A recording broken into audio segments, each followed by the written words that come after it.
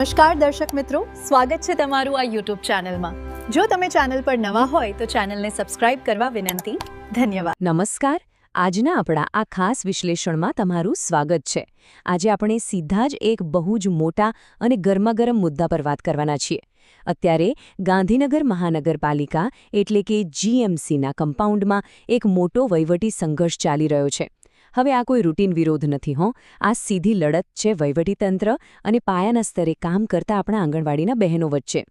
આપણે કોઈનો પણ પક્ષ લીધા વિના એકદમ ન્યુટ્રલ રહીને આખી મેટર શું છે ને એ સમજવાનો પ્રયાસ કરીશું. તો ચાલો ફટાફટ શરૂ કરીએ.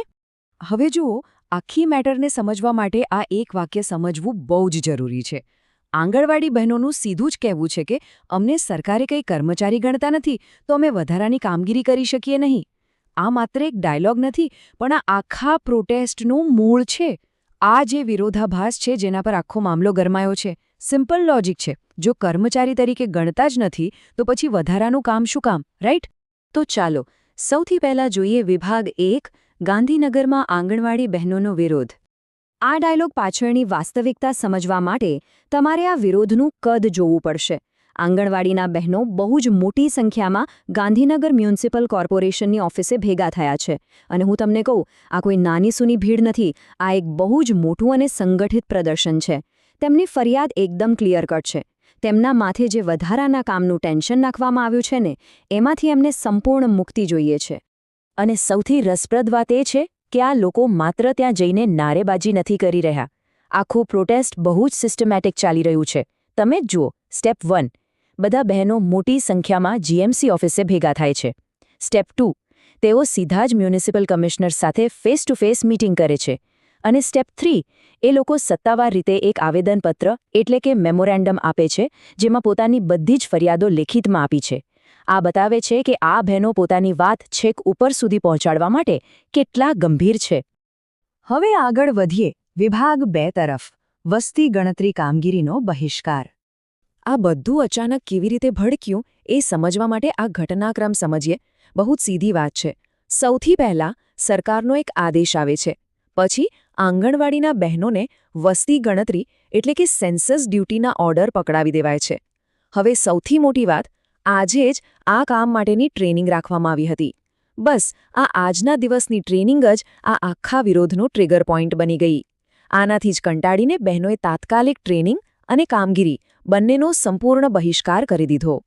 ત્યાર પછી આવે છે વિભાગ 3, વધારાની કામગીરી અને ભારણ.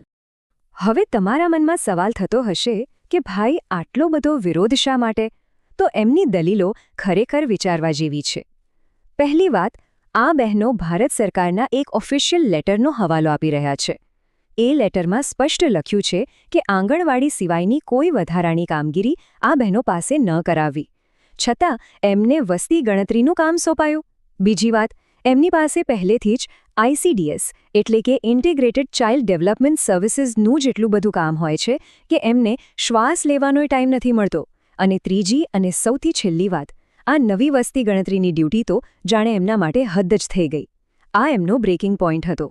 અને આ બધી વસ્તુઓનો નિચોડ આપણને આ વાક્યમાં જોવા મળે છે. એમનું કહેવું છે કે આજે અમને વસ્તી ગણતરીની કામગીરી આપી છે, પણ અમારે આઈસીડીએસનું જ કામ એટલું બધું છે, તો વધારાનું કામ કરી શકીએ એમ છીએ નહીં. હવે તમે જ કહો, આમાં કોઈ બહાનાબાજી લાગે છે? ના, આ એકદમ ગ્રાઉન્ડ રિયાલિટી છે.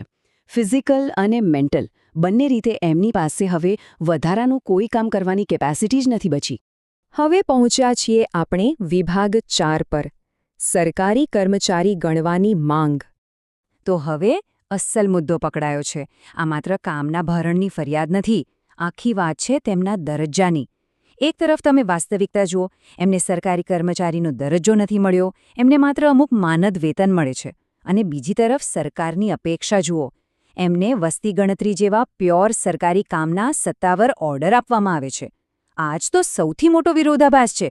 ભાઈ, સરકારી કામ કરાવવું છે, પણ સરકારી કર્મચારી ગણવા નથી અને પૂરતો પગાર પણ નથી આપવો, તો આ ગણિત કેમ બેસશે? એટલે જ એમણે એકદમ લોજિકલ અને ક્લિયર અલ્ટિમેટમ આપી દીધું છે. જો તમે અમને સરકારી કામ સોંપો છો તો અમને સત્તાવાર રીતે સરકારી કર્મચારીનો દરજ્જો આપો અને એ મુજબનું વળતર પણ આપો. સીધી વાત છે. જો ફરજ 100% બજાવવાની તો પછી દરજ્જો 0 કેમ? કામગીરીની ફરજો અને વહીવટી દરજ્જો બંને સમાન જ હોવા જોઈએ.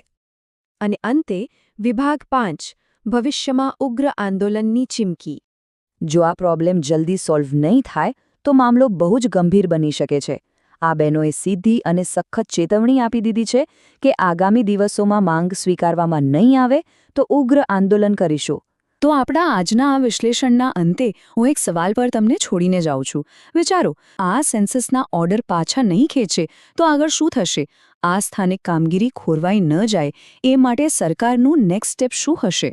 મ્યુનિસિપલ કોર્પોરેશનની જરૂરિયાતો અને આ બહેનોની વ્યાજબી માંગ વચ્ચેનું આ ખેંચતાણ હજુ એમને ઊભું છે. તો આ જટિલ મેટરને મારી સાથે સમજવા બદલ તમારો ખૂબ ખૂબ આભાર. જોતા રહો અને અપડેટ રહેતા રહો.